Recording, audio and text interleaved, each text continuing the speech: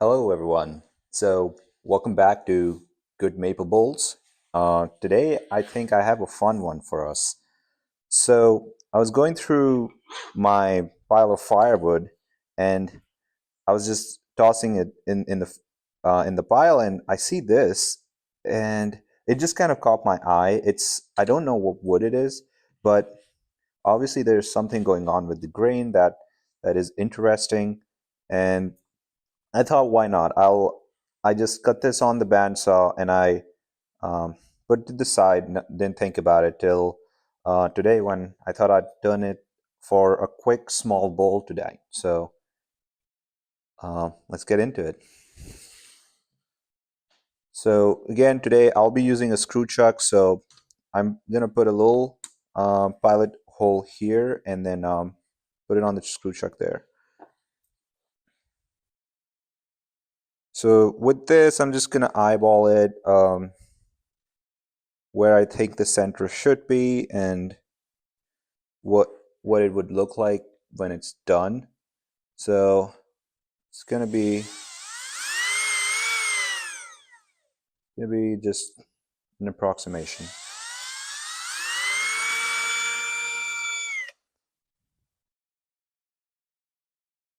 A little off there.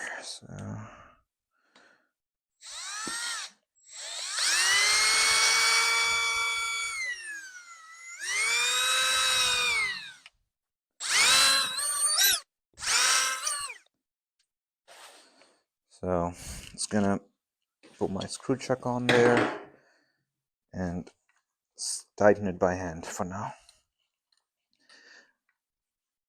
This also gives me an idea on like how good the hole is, and the wood really is biting, so I don't think it's gonna fly right off. It could though. So just gotta keep an eye on it.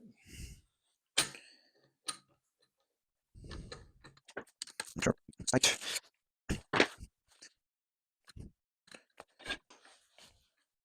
So I have my face protection on, and I'm gonna start really slow.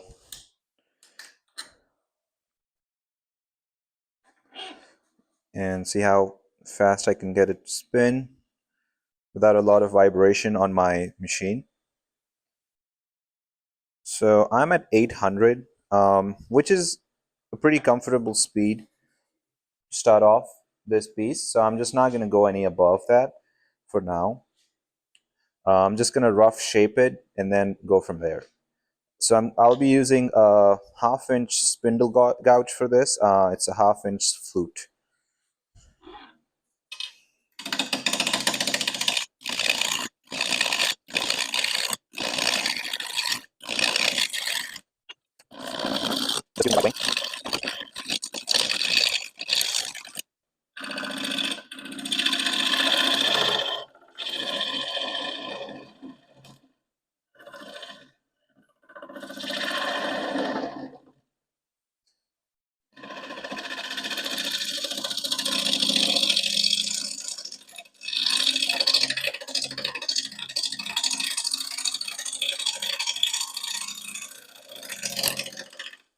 A lot of these shavings are flying right into my mouth, so it's not fun.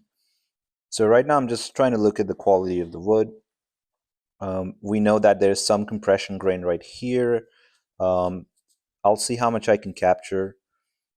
And then that I see some spalting right here, which is really nice to see. I don't have a shape in mind or size, so I'm just gonna keep turning it till it kind of resembles a bowl, and then start to make some decisions.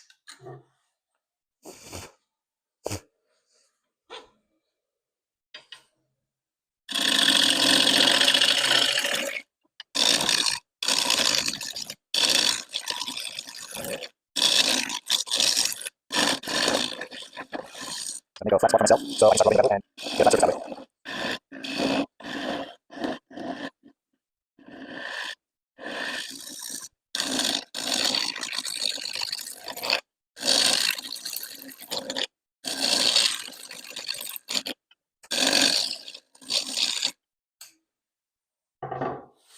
Look at that.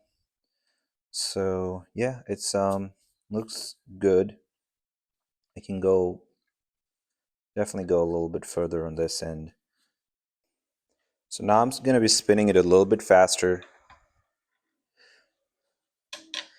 still keeping myself out of the line of fire. It is still on a screw chuck, and it's just not a very secure hold, so it's keeping that in mind.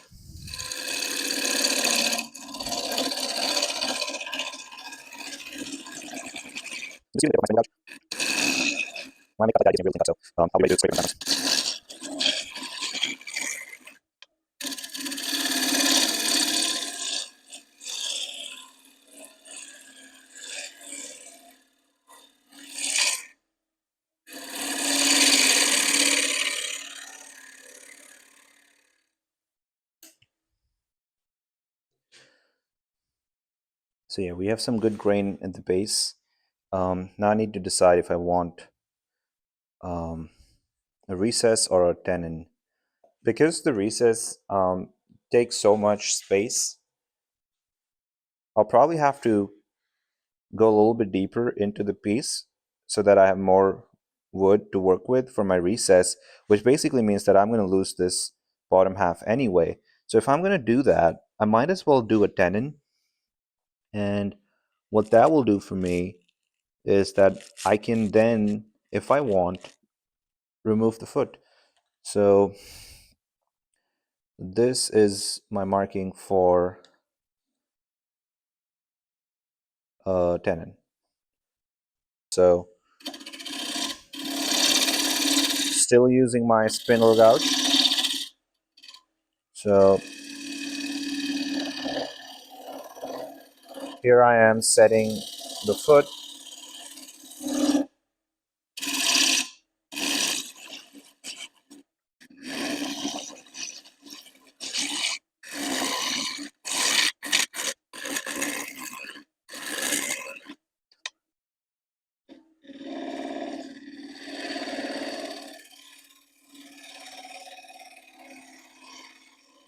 So this is more of a shear cut, just so I have a slightly better surface to work with when I start scraping. So I'm just taking my time with the cut.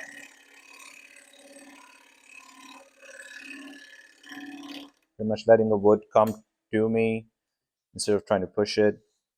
And let's look at the surface. So yeah, that looks pretty good. There's a big crack right here, and there's some funky wood. Um, could stabilize that, but this is going to be a very natural piece anyway, so um, I might leave it like that.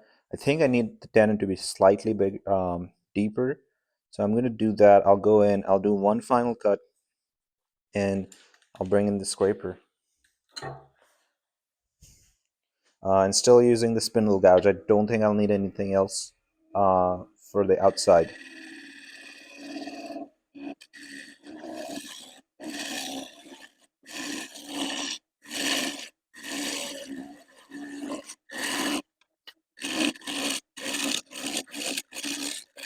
Yeah, I'm just gonna share that's nothing my time. The end was that I have to do a lot with the scraper.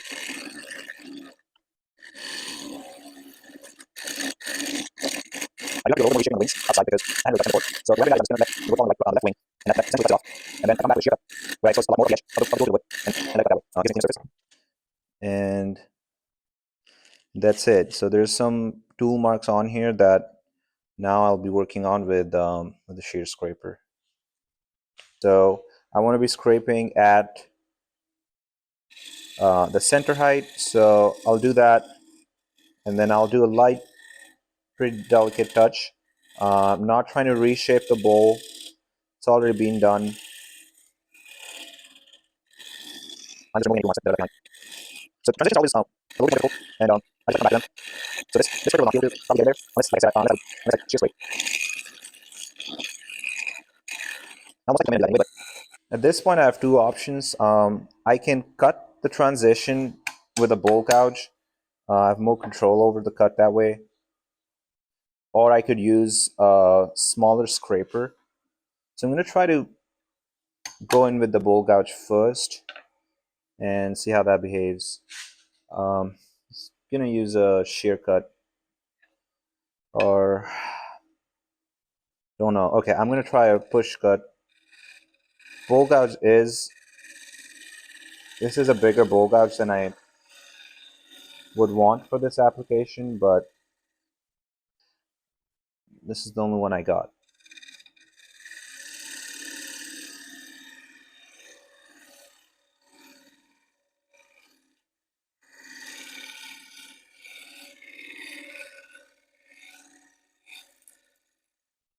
I'm taking my time and just really just easing into the cut, and that did it for me. Like, I don't have any tool marks on the transition. The scraping went really well. Everything else will sand almost to a perfect finish. There's this crack. There's a little pit right here that I think I'm just going to leave. This is, again, a pretty natural piece. Um, so I wanted to seem that way. So I do apologize. I don't have a very sophisticated system for my dust collection, so this box is kind of going to be in the way. But I'm just going to be sanding with a power sander, so it's going to be pretty straightforward process, um, and you'll see how I do it. I'm just going to start at 180 grit, probably go 220 and then 400. So just pretty standard sanding.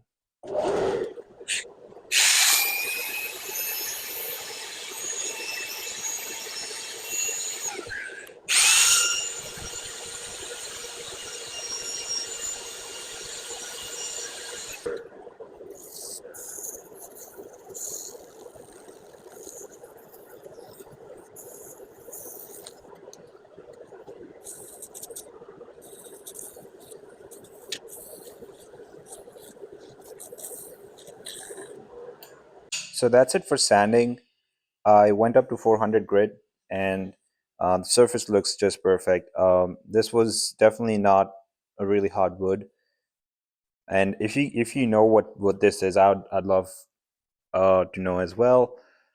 Instead of like waiting for the piece to be finished, what I do now is I just apply the finish right now, and I can then use some heat and friction to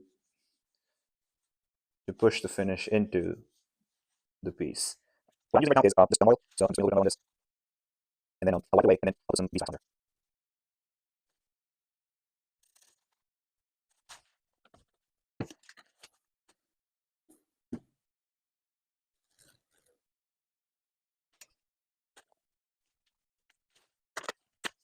Wipe it off. Just clean it out. I used to wipe it off this early before, and I was pieces would smell like oil a lot, so it wasn't very preferable. So you can get a little bit of resistance. I'm wiping off now because it's working with me. Next step, just put some beeswax on there, and then get some friction.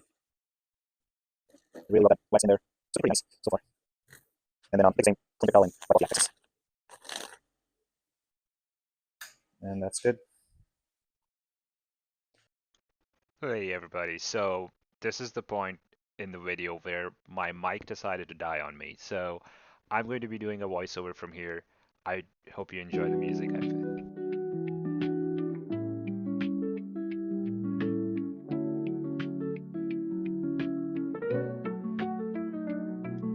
So now I have the bowl flipped around. I'm ready to start coring it out.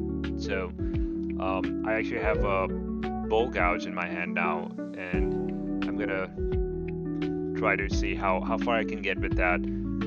The idea is that I really don't have a shape in mind, so I just am going to go start coring, flattening the face, and then sort of see what the bowl is shaping up to be.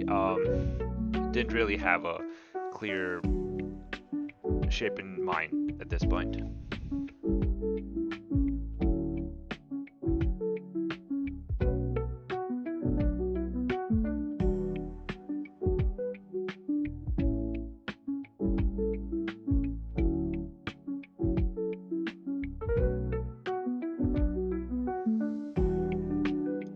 So now I'm just essentially looking at the face of the bowl and sort of seeing how the wood is reacting to being cored out.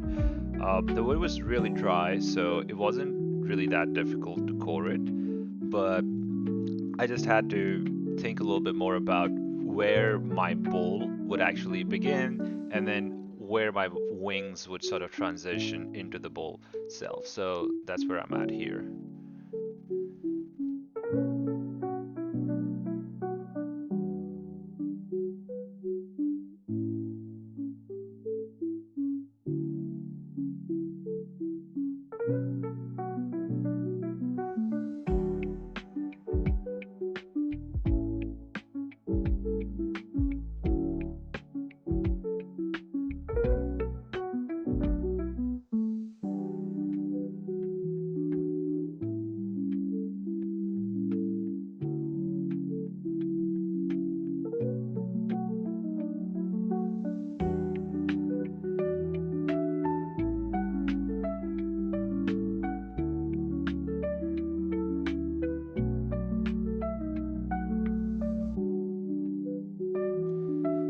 So here I'm just checking the wings of the bowl, seeing how much thickness I have as compared to the actual depth of the bowl.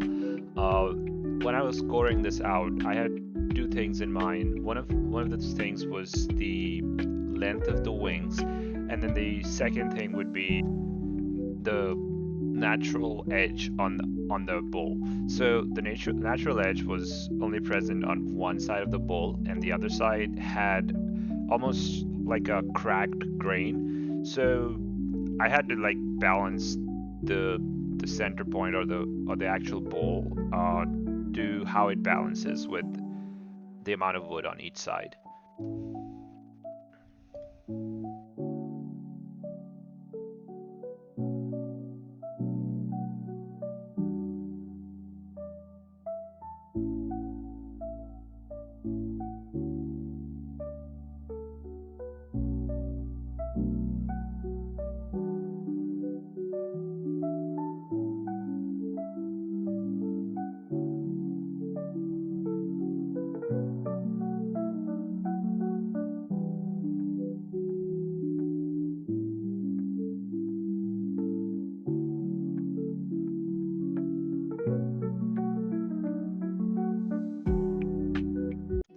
So at this point, I had the basic shape of the wings decided. So now I'm starting to get into the bowl itself. I will have to make decisions on how deep I go and then how wide my bowl is going to be. So I actually ended up making a pretty small bowl in the middle, just because my original idea was to have a swooping curve all the way to the bottom.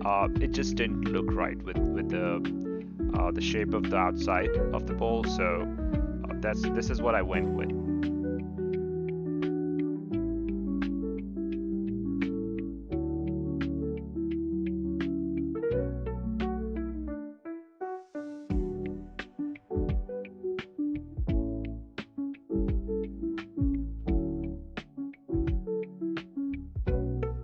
So this is the finished shape of the bowl. I was pretty happy. It looks reasonably big for the size of the piece that it is, and I got some decent depth in there for like a personal bowl. So it's time for sanding. I still don't have a sophisticated dust collection system, so I have this little piece that sits next to the bowl, and which is connected to my dust collector. I think it does the job reasonably well. I don't really feel the dust or see it in the air. Uh, and yeah, I can share more about my dust collection in one of the future videos.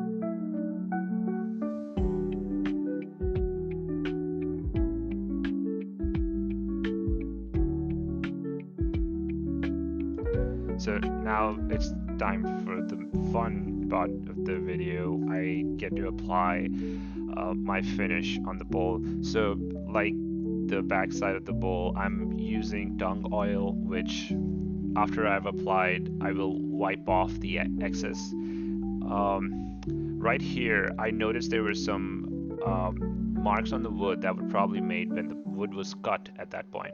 So I actually grabbed my mini hand planer and then I just essentially uh, plane out that section, which was mostly plain, just had those marks. So getting rid of those, I will introduce a sharp edge at the very end. So I actually do go back and sand this all by hand and take that edge off. Also, because this was actually side grain, I could go with the grain and get really good surface just with the hand planer.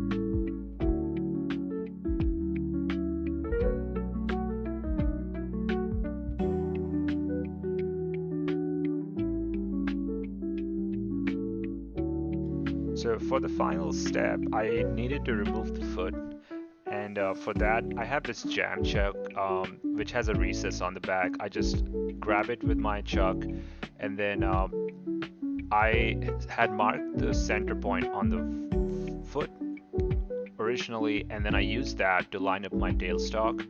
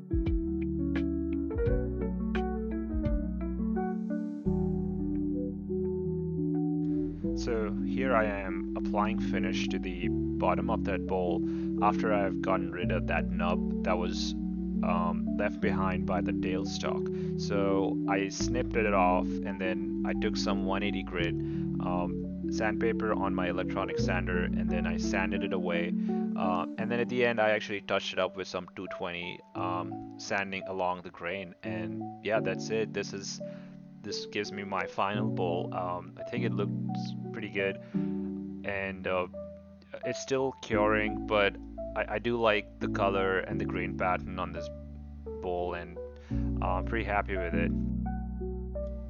And finally, at the end, I did want to give a shout out to my first subscriber. Thank you so much. I really appreciate it.